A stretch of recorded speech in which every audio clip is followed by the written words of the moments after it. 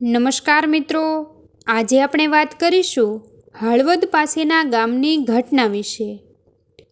સુરેન્દ્રનગર જિલ્લામાંનું હળવદ ગામ ત્યાંના બ્રાહ્મણો માટે વખાણાય. ખડતલ શરીર, વિદ્વાન, સાહસિક, વિભાજન પહેલાં સિનેમા ઉદ્યોગોમાં પણ બહુ મોટું નામ.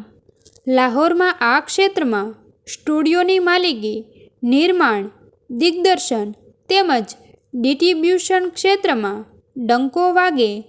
આ સિવાય સરકારી ઉચ્ચ પદો પર તબીબી ક્ષેત્ર તેમજ વિજ્ઞાન ક્ષેત્રમાં પણ છવાયેલા રહ્યા છે. વર્ષો પહેલાં હળવદમાં રહેતા બ્રાહ્મણોનો મુખ્ય વ્યવસાય ખેતી.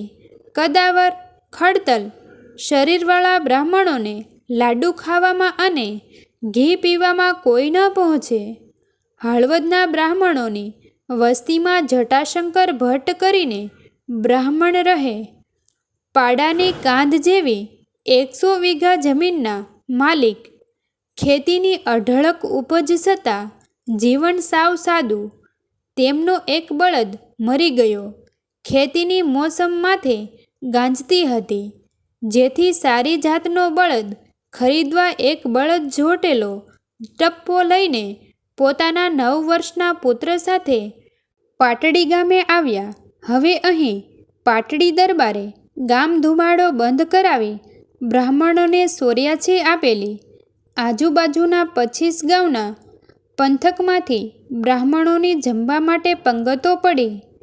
જટાશંકર અને તેનો પુત્ર નર્મદાશંકર પંગત સાથે જમવા બેઠા. બંનેએ થીગડાવાળા કપડાં પહેર્યા હતા. સાથે પાણી પીવાની માટેની તુંબડી તથા લાકડી હતી, જે બાજુ પર મૂકી. તેમના આ વેશભૂષાના કારણે બ્રાહ્મણોના કુતૂહલનો વિષય તો બન્યા હતા. બ્રાહ્મણો તેની ઠઠ્ઠા મશ્કરી કરવા લાગ્યા. જટાશંકર શાંતિથી મશ્કરી સાંભળતા રહ્યા.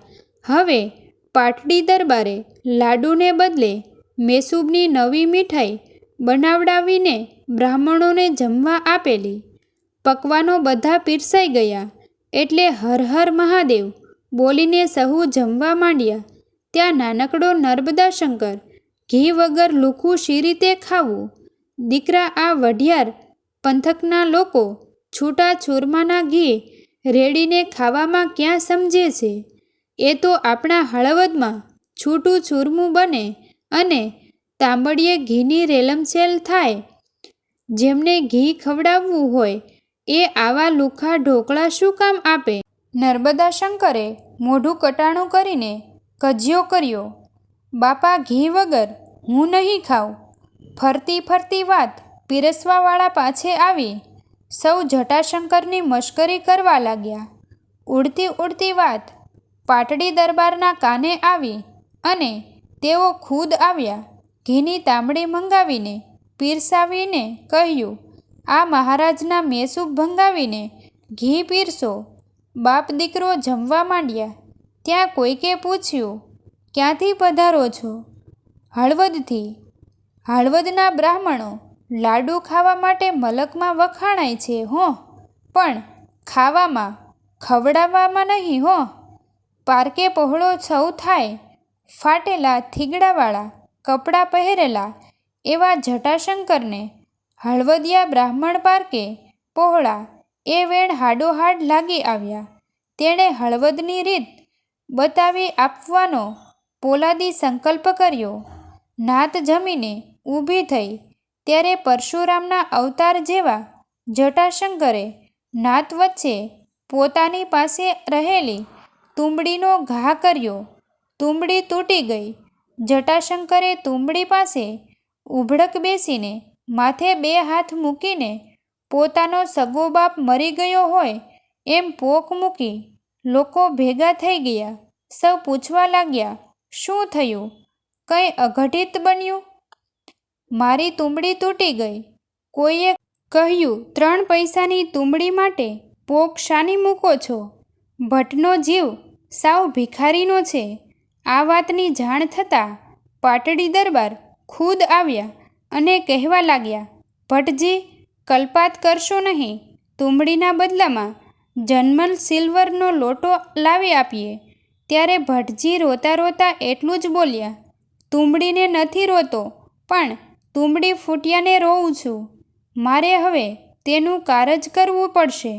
ભટજીની વાત સાંભળી નાતીલા હસવા લાગ્યા.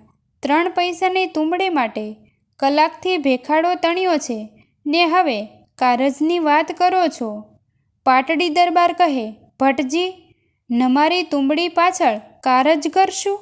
સંઘળો ખર્ચ રાજ આપશે. બાપુ, તુંબડી તો મારી હતી એટલે કારજ તો મારે કરવું જોઈએ, કોઈનું ન પહોંચે. નાતીલા હસવા લાગ્યા. નાતનો કેટલો ખર્ચ લાગે તે તમને ખબર છે?